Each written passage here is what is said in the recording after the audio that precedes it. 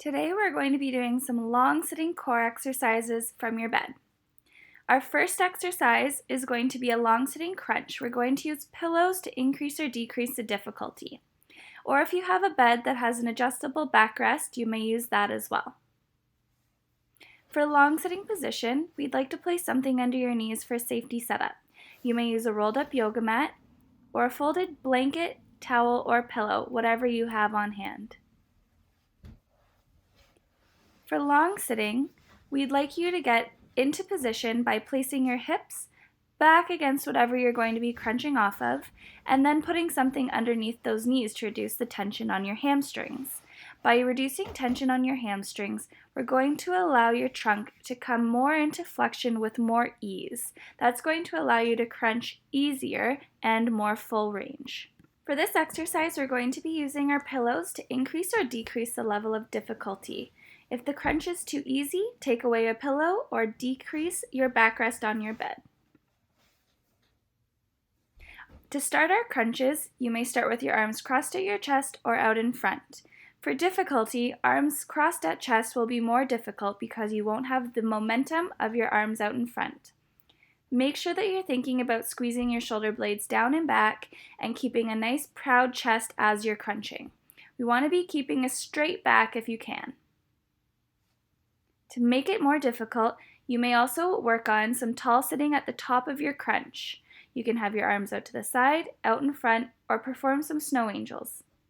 I also want you to think about squeezing and engaging your core through the concentric crunch phase and the eccentric decline phase. Our next exercise is going to be a long sitting back extension. We're going to think about keeping a nice neutral neck, chin tucked, and a nice straight back body. Our first variation is going to be using your arms to help you with that full trunk extension. Pressing your hands down through the floor, squeezing your shoulder blades down and back together as you come up into a nice tall sit. The second variation will be arms out to the side, squeezing the shoulder blades down and together and bringing the back of your hands towards the wall behind you. The third variation, and the most difficult, will be arms crossed at your chest. This one, we want to really focus on keeping that nice straight spine and squeezing your shoulder blades towards the wall behind you. If these variations have been too difficult, going all the way down to your lap, you can use a bolster, a blanket, or a pillow and adjust how far down you're doing your back extension to. Our last exercise is a long sitting oblique dip. You want to have something to support you on either side.